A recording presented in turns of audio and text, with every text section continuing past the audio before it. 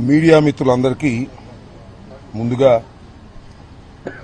నా హృదయపూర్వకమైనటువంటి నమస్కారాలు, ధన్యవాదాలు కూడా. ఎందుకంటే సుమారుగా 20 రోజుల నుంచి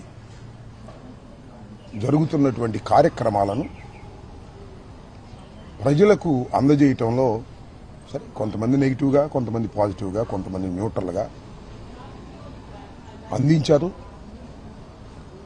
ప్రజలు చాలా వరకు వాస్తవాలను అర్థం చేసుకున్నారు. అయితే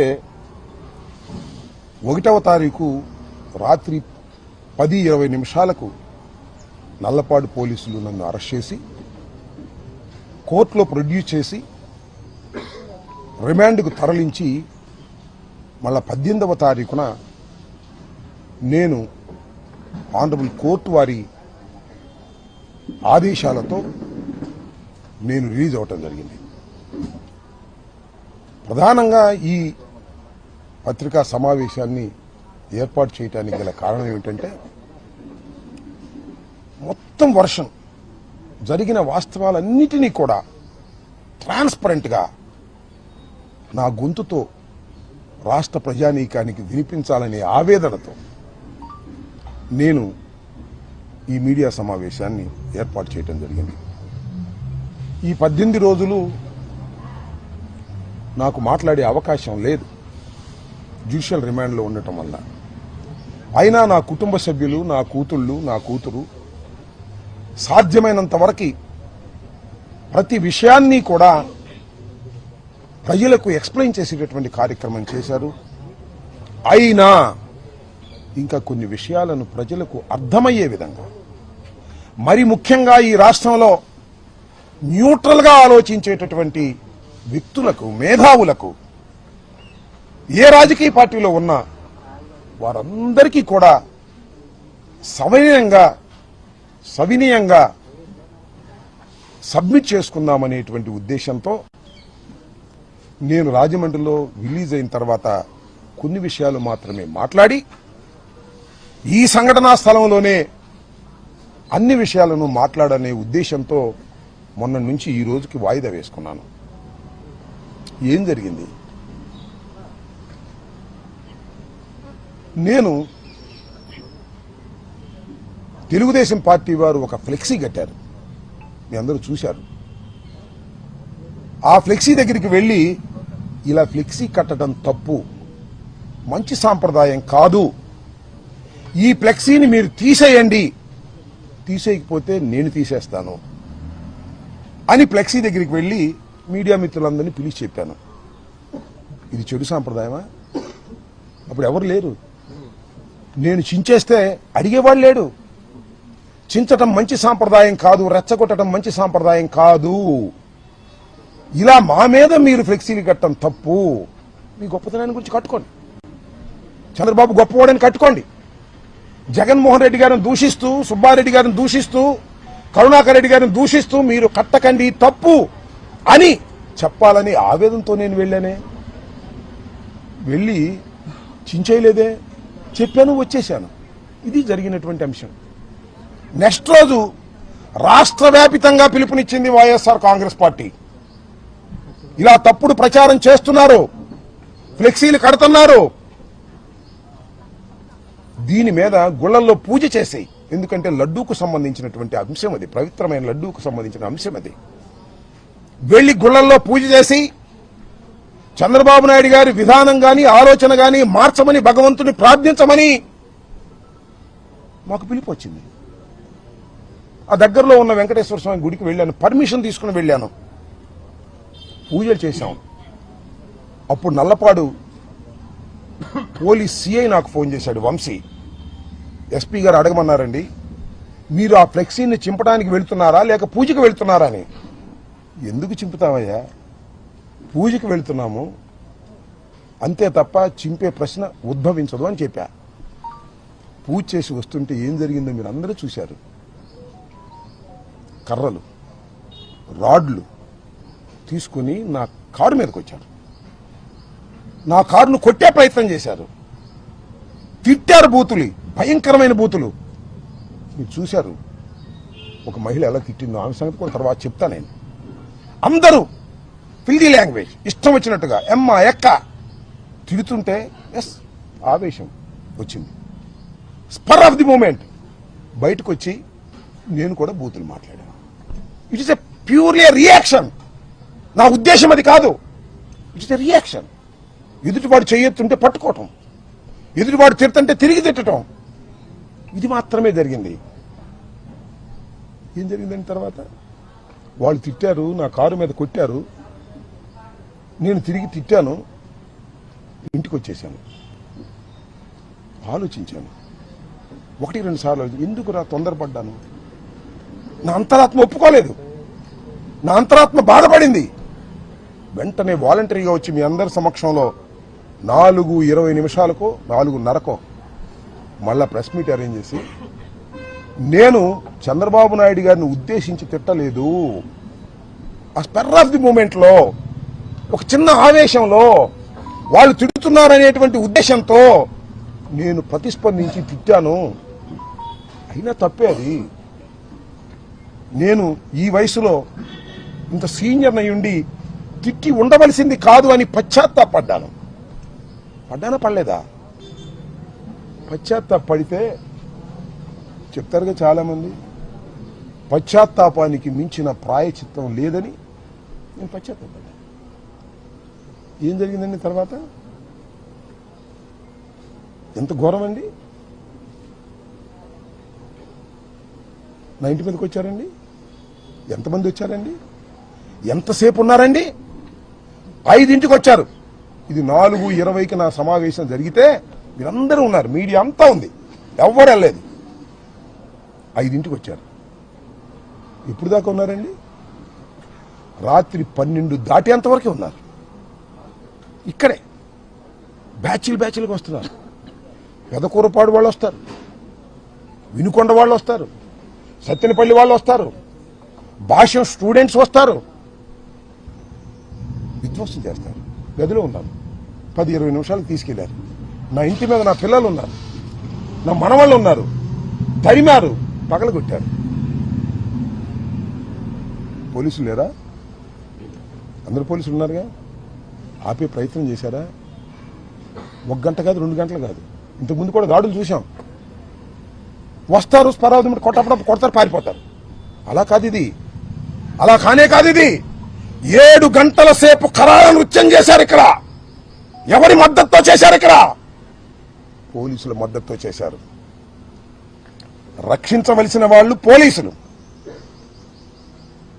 హింసాత్మక సంఘటనలు చేస్తున్న వాళ్ళు తెలుగుదేశం గూండాలు. పోలీసు గూండాలు ఏకమైపోయారే, ఎక్కడ చూశారా? ఇప్పుడన్నా విన్నారా?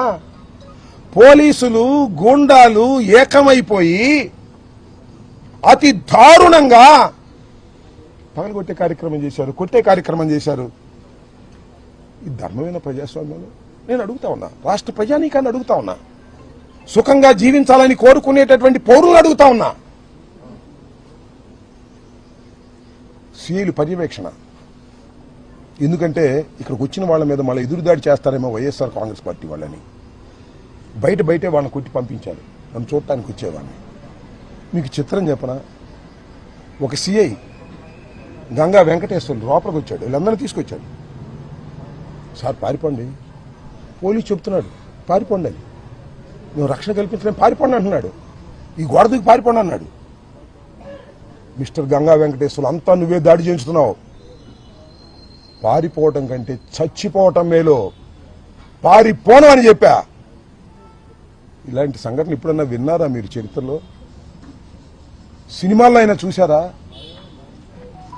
ఎంత దారుణం అండి ఇది. ఒక మాజీ శాసనసభ్యుడిని, 68 సంవత్సరాల వయసు కలిగిన ఒక సీనియర్ నాయకుడిని, చెన్నారెడ్డి ముఖ్యమంత్రిగా ఉన్న దగ్గర నుంచి రాజకీయాల్లో ఉన్నవాడిని, ఎన్టీ రామారావు శాసనసభలో ఉన్నప్పుడు నేను శాసనసభలో ఉన్నాను, చంద్రబాబు శాసనసభలో ఉన్నప్పుడు నేను శాసనసభలో ఉన్నాను. ఇంత దారుణం అండి, ఇంత అన్యాయం అండి. దీన్ని స్పందించరండి. That's all. అది పట్టుకెళ్లారు 10-20 నిమిషాలకి లాకప్లో పెట్టారు. పెట్టుకొని ఐ డోంట్ కేర్ అన్నా. అక్కడ మీకు ఒక సంఘటన చెప్తా. 2:30కి నన్ను లెగ్గొట్టి కానిస్టేబుల్ గంగా వెంకటేశ్వర్లు పైకి తీసుకెళ్లారు. నేను కోర్టులో కూడా చెప్పాను. చాలా మంది నమ్మల. అబద్ధం చెప్పను, పోలీసు వాళ్ళ మీద అసలు అబద్ధం చెప్పను. కొట్టడానికి ప్రయత్నం చేశారు. నన్ను 68 ఏళ్ల శాసనసభ్యుడిగా 2 సార్లు చేసి ముఖ్యమంత్రి దగ్గర మంత్రిగా చేసినటువంటి వ్యక్తిని ఏపీఐసీ చైర్మన్ చేశాను, అనేక బాధ్యతలు చేశాను. ఇద్దరు కలిసి కొట్టడానికి ప్రయత్నం చేశారు. మళ్ళీ ఎందుకు అనుకున్నారో మాకు తెలియదు. వెనక్కి వచ్చేసారు, కూర్చోబెట్టారు, కాళ్ళు పగలు తీశారు. 2 కానిస్టేబుల్స్ కూడా ఉన్నారు. వాళ్ళు ఎవరో నాకు తెలుసు, పేర్లు కూడా తెలుసు. దీని మీద న్యాయస్థానానికి వెళ్తాను, ఈ అన్యాయాన్ని ఎదుర్కోవడానికి ప్రయత్నం చేస్తాను. ఏందండి, ఇంకొక బాధాకరమైన విషయం మీరు గమనించారో లేదో, నాకు బెయిల్ రాకుండా ఉండేందుకు ఈ వంశీ అనే ఆయన రిమాండ్ రిపోర్ట్లో ఏం రాశాడో తెలుసా? నేను చంద్రబాబుని తిట్టానని కాదు, అరే కమ్మ నా కొడకల్లారా, కమ్మ నా కొడుకులు ఇక్కడ ఉంటే చంపేస్తా, చంద్రబాబు కమ్మ నా కొడక. నేను అన్నానా? చెప్పండి, విన్నారా మీరు ఎప్పుడన్నా? కులం పెట్టి తిట్టానా? నాకు 3 కూతుళ్ళు, భర్తలు 3, నేను నా భార్య, మొత్తం 8 మంది నా కోర్ ఫ్యామిలీ. 8 మందిలో 4 కాపులం, 2 కమ్మ సామాజిక వర్గానికి చెందిన అల్లుళ్ళు నాకు. వాళ్ళు తిట్టాను. నేను కమ్మ నా కొడకల్లారా అని తిట్టానంట. రాస్తాడు వంశీ, ఆయన చౌదరి గారే రాసి కోర్టులో ప్రొడ్యూస్ చేశారు. అంబటరాంబాబు కులం పెట్టి తిట్టాడు, చంద్రబాబును కులం పెట్టి తిట్టాడు, కులాలను రెచ్చగొడుతున్నాడు. కులం పేరెత్తింది మీరే మొదటిగా, కులాలను రెచ్చగొడుతున్నాడు. ఇదిగో చదివి వినిపిస్తా. రిమాండ్ రిపోర్ట్లో, at chilli centre Ambati terrorized the common people going on the road. He also threaten to kill Telugu Desam party cadre. Telugu Desam party cadre చంపేస్తానంట. He created a ruckus by interrupting people walking on the road and swearing at them by abusive language. బూతులు తిడుతూ abusive language లో తిట్టేటటువంటి ప్రయత్నం చేశానంట. Threatening that if any belongs to Kamma, ఎవడైనా కమ్మ కులానికి చెందినవాడు ఇక్కడుంటే, abuse in a filthy language, ఒక చండాలమైన భాషలో తిట్టానంట. కమ్మ నా కొడుకులు will be killed if they are here. Kamma నా కొడుకులు ఇక్కడ ఉంటే నేను చంపేస్తా అన్నానంట నేను.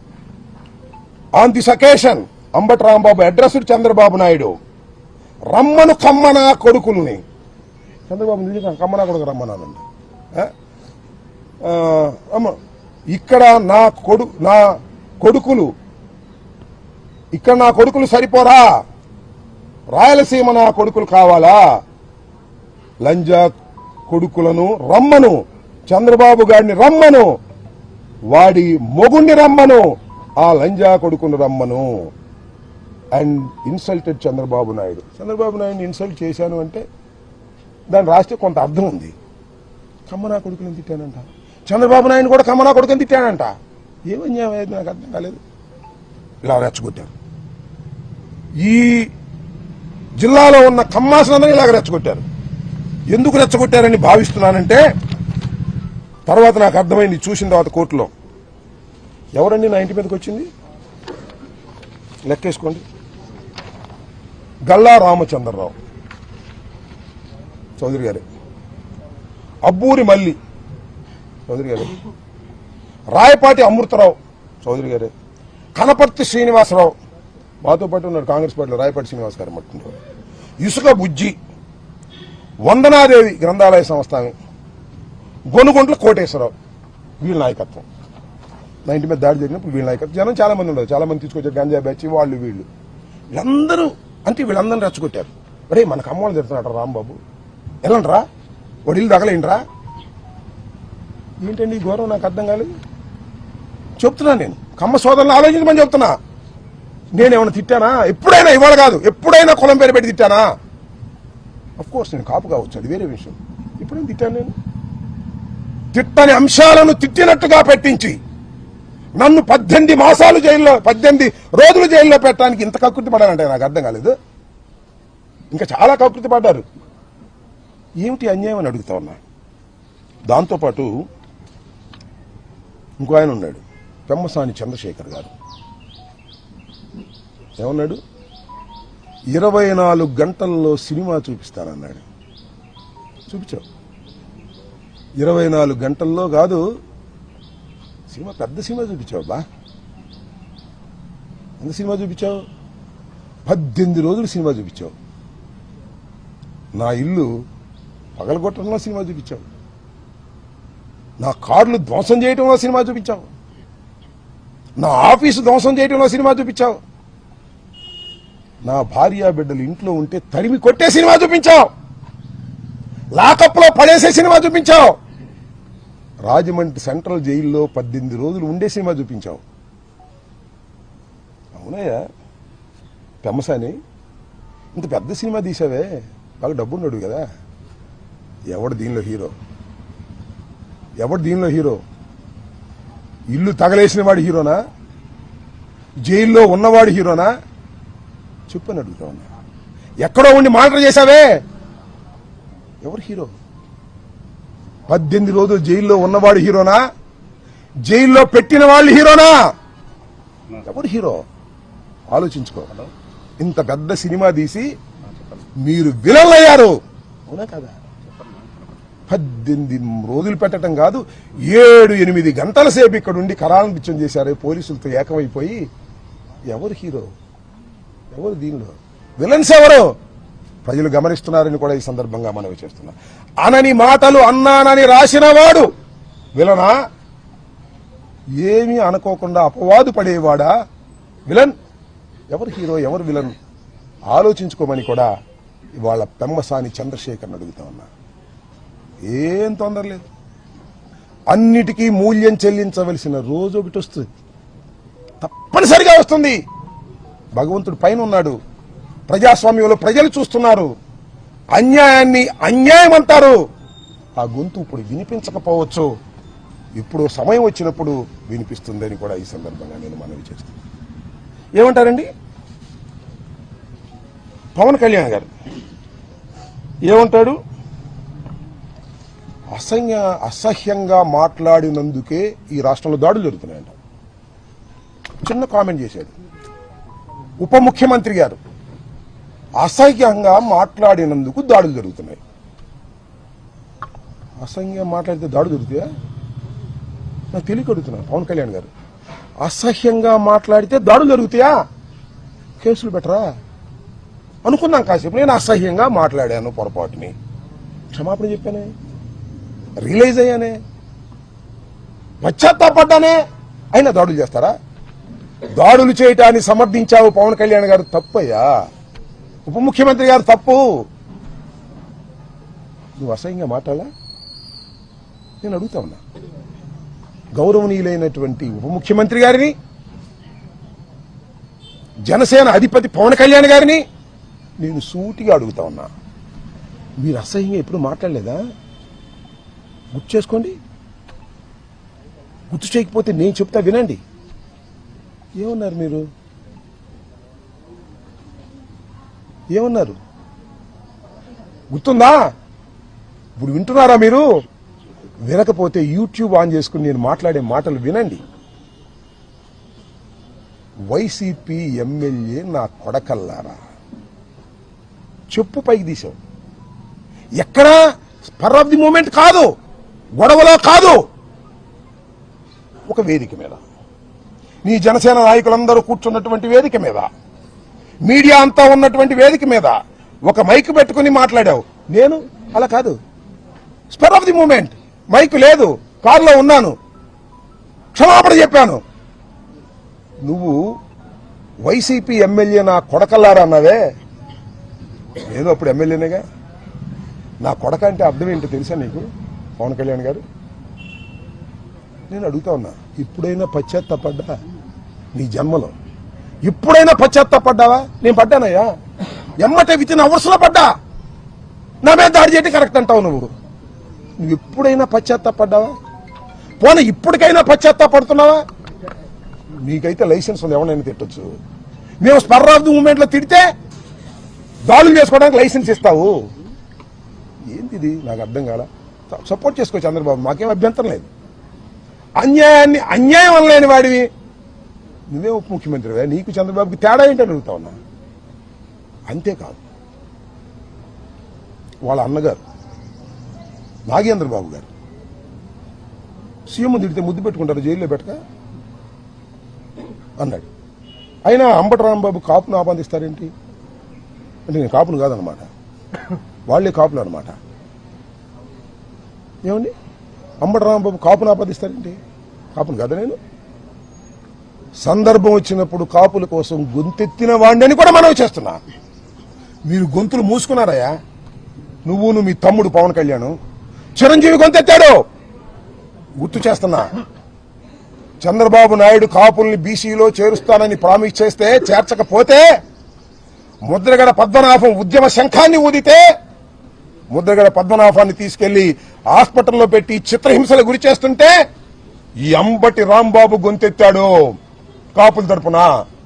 నేను కమ్మ ద్వేషిని కాదు, నా కులం తరపున గొంతెత్తాను. ఇచ్చిన ఆ వాగ్దానాన్ని నెరవేర్చలేదని ముద్రగడ పద్మనాభం ఉద్యమం చేస్తుంటే హైయత్తులో మీటింగ్ పెట్టాం. మహానుభావుడు దాసరి నారాయణరావు గారు వచ్చాడు, చిరంజీవి గారు వచ్చారయ్యా. చిరంజీవి గారు మీ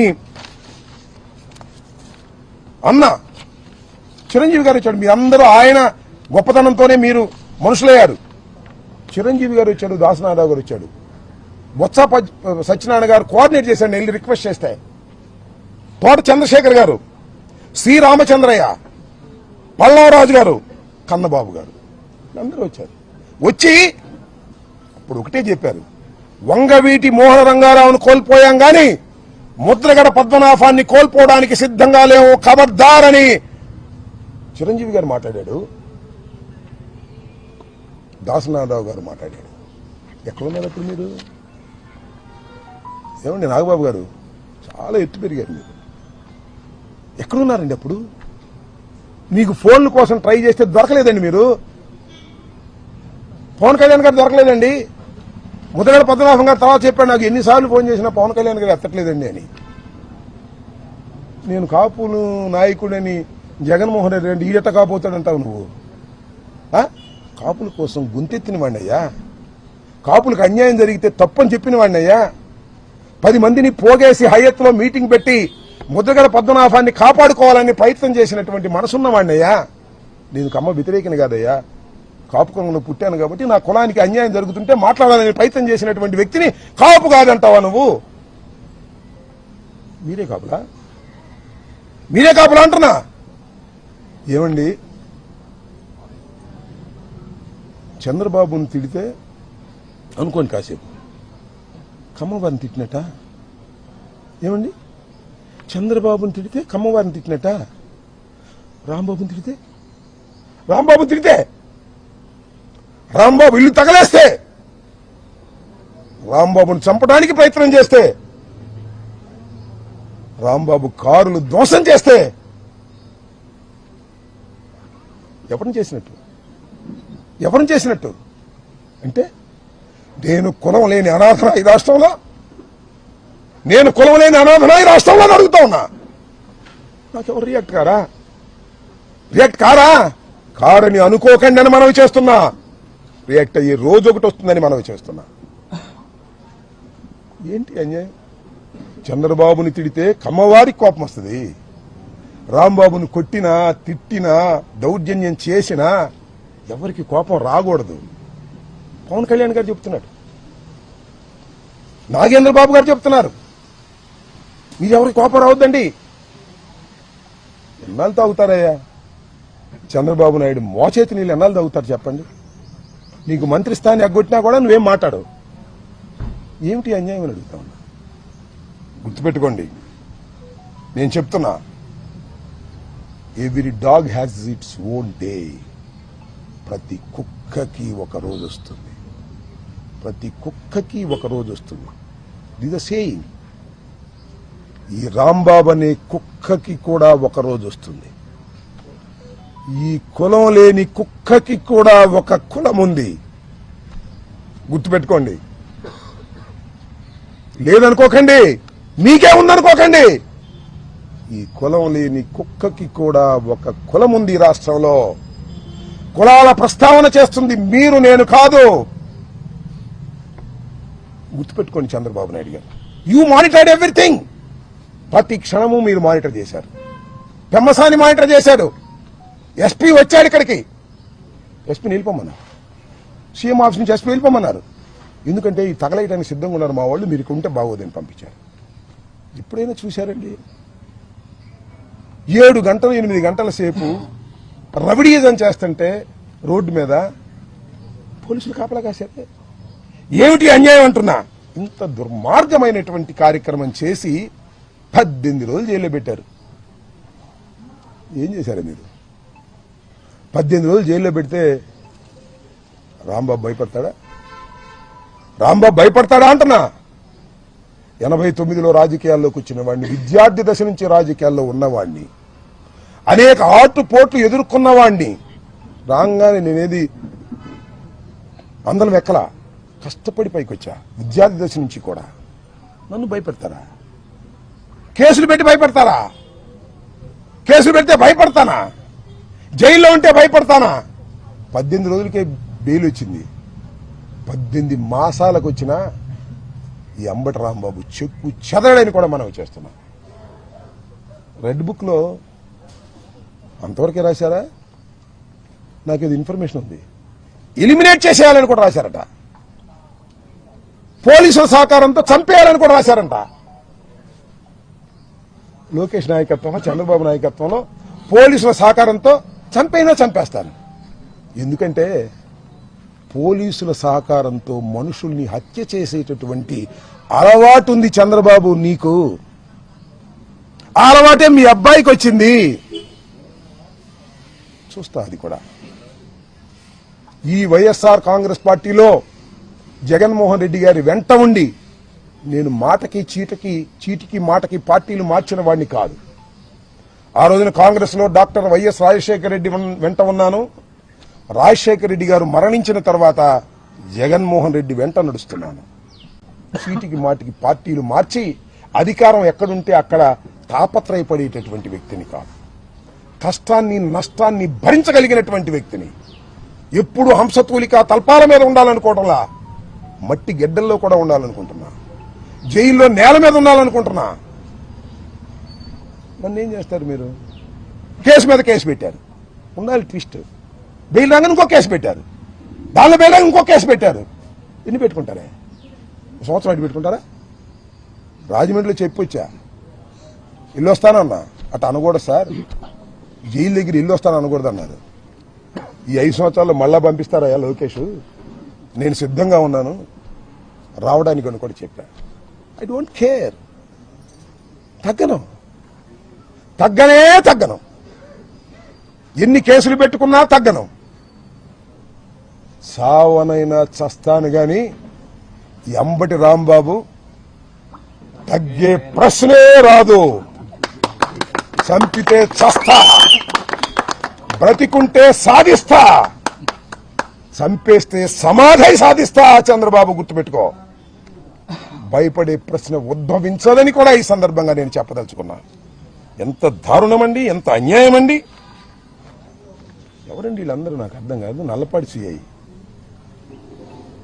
లేదు, పట్టాపురం సిఐ, ఇద్దరు పర్యవేక్షణలో. ఇక్కడ ఒక్క విషయాన్ని నేను మీకు చెప్పదలుచుకున్నా ఈ సందర్భంగా. అది కూడా నేనన్న మాటలు కాదు. మొన్న తిరుపతిలో ఒక సమావేశం జరిగింది. ఏం సమావేశం అది? పద్మ వికాసం అంటే బీజేపీ వాళ్ళ మీటింగ్. దానిలో బీజేపీ ఎమ్మెల్యే గారు ఆదినారాయణ రెడ్డి గారు పాల్గొన్నాడు. మీరు చూసే ఉంటారు పత్రికల్లో. ఆదినారాయణ రెడ్డి గారిని కాళహస్తి ఆనంద్ అడిగాడంట, ఎలా ఉందండి ఈ ప్రభుత్వం అని. అప్పుడు ఆయన ఏం చెప్పాడంటే, ఆయన చెప్పిన మాటలే నేను చెప్పిన మాటలు కదా సుమా. గజ్జెల మల్లారెడ్డి గారు కవి. ఎన్టీ రామారావు గారు ప్రభుత్వం ఉన్నప్పుడు గజ్జెల మల్లారెడ్డి గారిని ఒక ఆయన అడిగాడంట, ఎలా ఉందండి ప్రభుత్వం అని. ఎన్టీ రామారావు గారి ప్రభుత్వం కమ్మగా ఉంది అన్నమాట. ఇది కూడా అంతే, చంద్రబాబు నాయుడు గారి ప్రభుత్వం కమ్మగా ఉంది. కమ్మంటే తెలుసుగా అన్నాడు ఆయనే, నేను అన్నగా మాటలు కాదు ఇది. సరే మొన్న ఏదో నేను అట్టాలేదు ఇది చెప్పాడు, కానీ అది కోట్ చేస్తున్నా. చంద్రబాబు నాయుడు గారి కమ్మని ప్రభుత్వానికి పవన్ కళ్యాణ్ గారు కాపు కాస్తున్నాడు. ఎన్నాళ్ళు కాస్తావే కాపు? మా ఇంటి మీద దాడి జరిగినా కాపు కాస్తావా?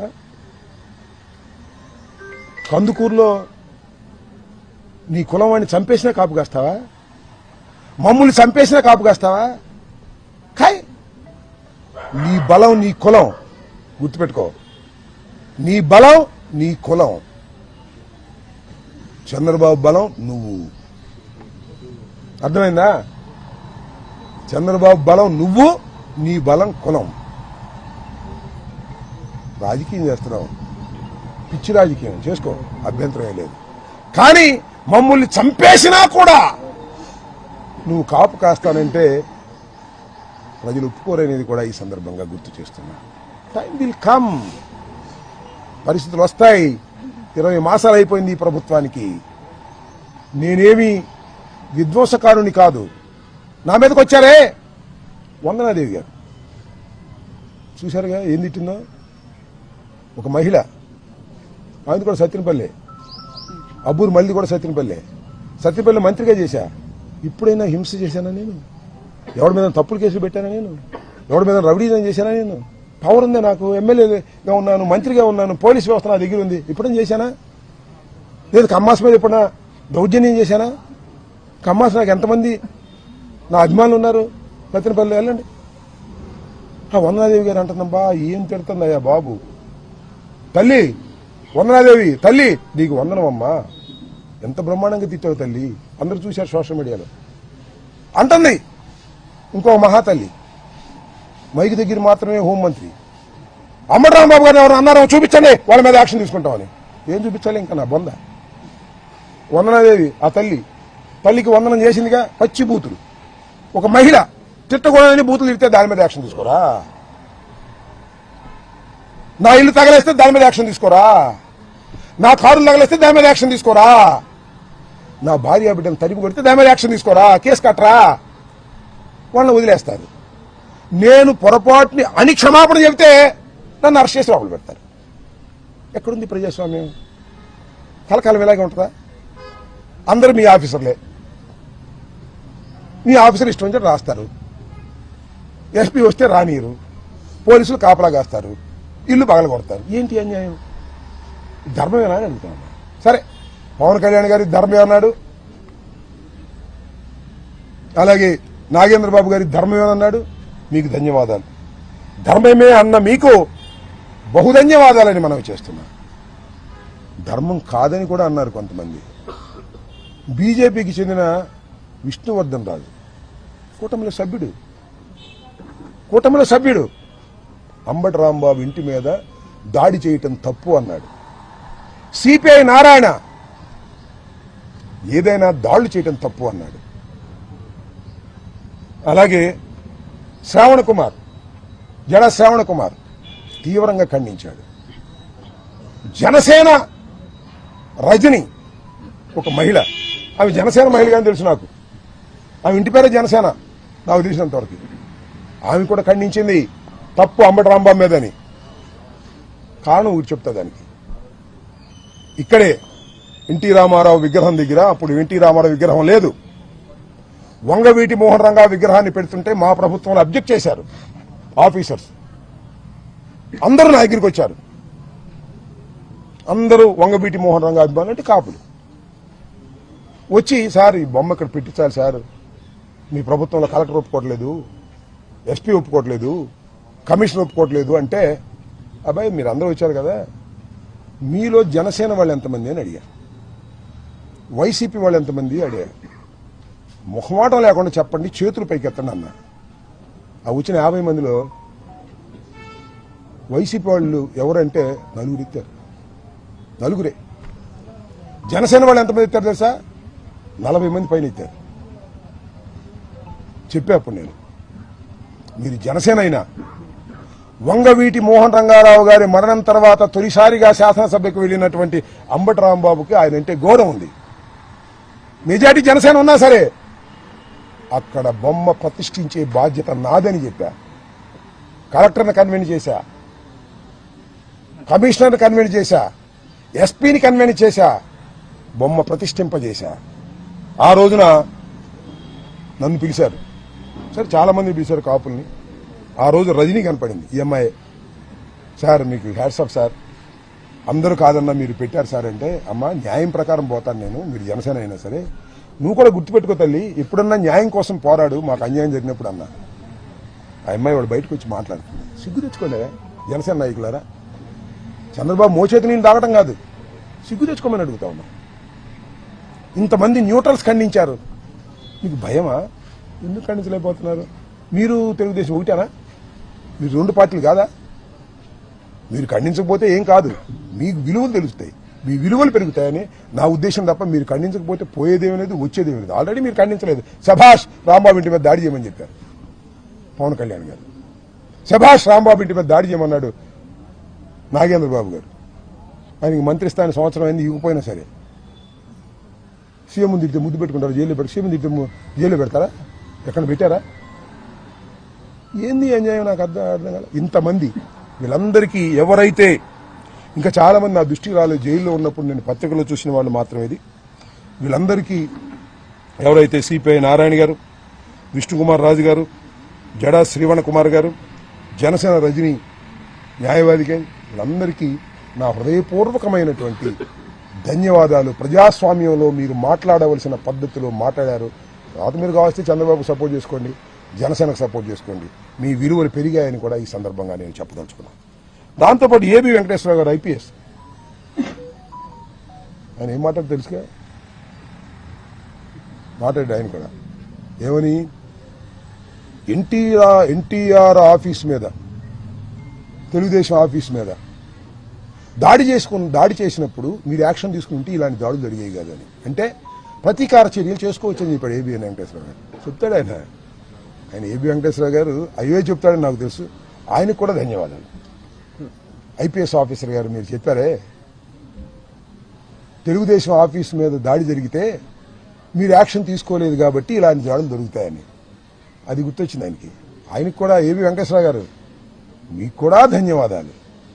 సపోర్ట్ చేసిన వారికి ధన్యవాదాలు, సపోర్ట్ చేయని వారికి ధన్యవాదాలు. మీరు సపోర్ట్ చేసినా చేయకపోయినా మీ క్యారెక్టర్ ఎస్టాబ్లిష్ అవుతుంది ఇలాంటి సందర్భంలో. పవన్ కళ్యాణ్ గారు ఒక మాట అంటే దాడులు చేయడం తప్పంటే ఎక్కడికి పెరిగేవాడు నువ్వు? ఏ తెలుగుదేశం వదిలిపెట్టిపోయేవాడు కాదు, నీకు రావాల్సినవి వచ్చేవి కాక ఉండేవి కాదు. ఒక మాట దాడులు చేయడం తప్పు అంటే ఎక్కడికో పెరిగేవాడు నువ్వు. నీ పెరుగుదల నువ్వే ఆపుకుంటున్నావు చంద్రబాబు వల్ల, ఆపుకో, ఇబ్బంది ఏమీ లేదు. You don't care also.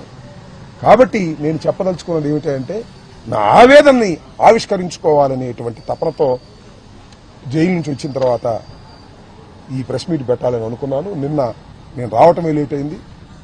రావడానికి కూడా ఏందండి నాకు అర్థం కాదు. రాజమండ్రి నుంచి బయలుదేరితే అడుగడుగునా పోలీసులు 30 యాక్ట్ ఉందంటారు. నా ఇల్లు బాలు కొట్టినప్పుడు 30 యాక్ట్ లేదు. నా ఇల్లు బాలు కొట్టినప్పుడు 30 యాక్ట్ లేదు. నేను ప్రశాంతంగా కారులో 10 కార్లు ఎమ్మెల్యే పెట్టుకొస్తే 30 యాక్ట్ వచ్చేసింది, రూల్స్ వచ్చేసినాయి. నా ఇల్లు బాగా కొట్టినప్పుడు రూల్స్ రావు, నా కారులు తగలేసినప్పుడు రూల్స్ రావు. ఏం పోలీసులే మీరు? ఏం పోలీసులు మీరు? పోలీసింగ్ లేకపోతే ఏమైపోతుంది సమాజం? ఇది ధర్మమేనా? నేను అడిగాను అదే విషయం. ఏమయ్యా మా ఇల్లు బాగా కొట్టినప్పుడు 30 యాక్ట్ లేదా?